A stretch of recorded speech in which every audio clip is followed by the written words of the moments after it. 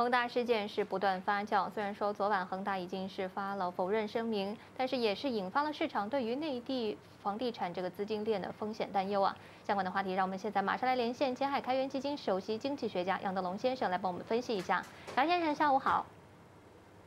下午好，主持人。首先就要跟您讨论一下这个热点的消息啊，这个恒大的消息我们看到也是满天飞啊，有声音就认为说恒大已经是暂时回 A 无望了。那么而对于这个对赌义务又加重了它的一个偿债负担，评级机构又落井下石，马上又降低了它的评级。那么这一场风波会不会让整个的内地房地产企业都跟着一起风声鹤唳呢？恒大出的这个事件呢，昨天进行了澄清啊，对于媒体的不实报道进行了一定的澄清，但是并没有打消市场的疑虑，所以恒大的债啊等方面出现了一定的影响。恒大一直传出呢资金面紧张，那么如果不能结合上市，可能会导致呢这个履约需要大量的资金，这可能会对恒大未来的这个发展啊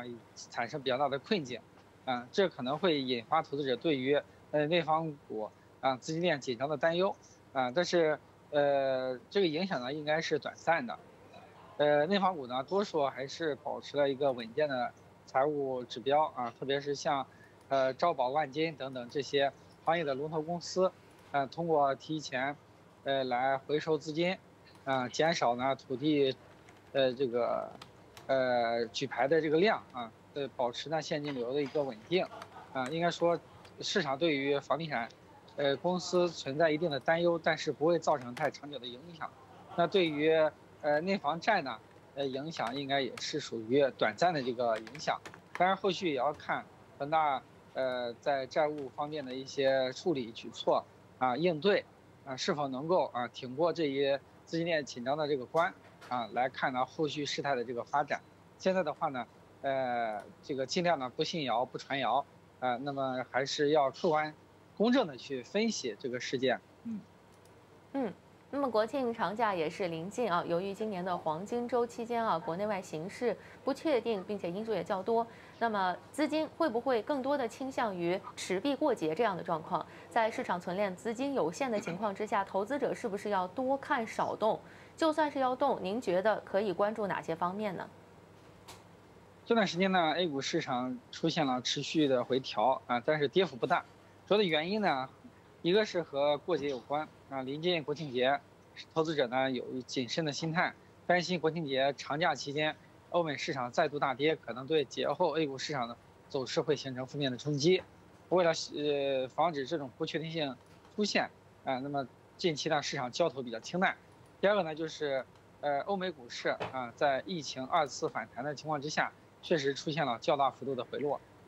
欧美市场的下跌其实在预期之内的。在前期节目连线中，我就多次提醒投资者要小心美股二次大跌的风险，因为美股从3月份开启的这一轮上涨行情，并没有太多基本面的支撑，主要是美联储大量放水催生的资产泡沫，而现在疫情二次反弹对于经济面再次造成冲击，那么有可能会造成呢这个美股再次出现下跌，它对于全球金融市场都形成冲击，对 A 股呢也造成了短期的影响，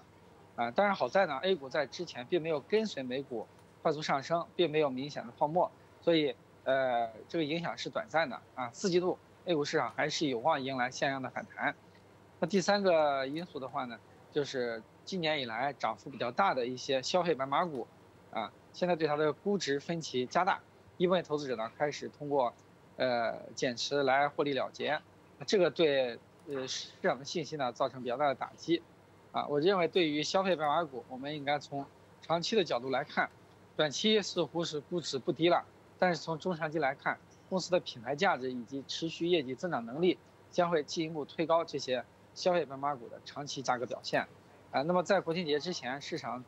处于震荡调整的过程中，建议投资者可以逢低布局像白酒、医药、食品饮料这些消费白马股，以及行情风向标券商股，来迎接4季度的反弹行情。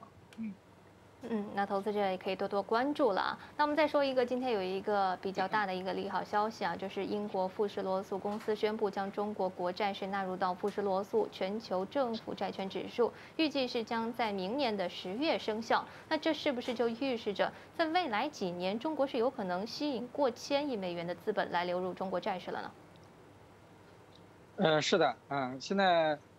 继加入彭博巴克莱债券指数之后，中国债券市场再次纳入另一个比较大的国际债券指数，那富时罗素国际指数呢也是非常有影响力的一个国际指数。那至此呢，中国债券已经纳入3大国际指数体系，而加上之前 A 股先后纳入 MSCI、富时罗素以及标普道琼斯指数，那么 A 股呢也纳入了3大国际指数体系，这样的话会吸引外资大量的流入中国的债市和股市，一部分是指数基金，一部分呢是主动基金，那这些资金的话呢，对 A 股市场以及债券市场都形成有力的支撑，那么富时罗素国际指数将中国债券市场纳入，预计明年会给中国债券市场带来1000亿以上的增量资金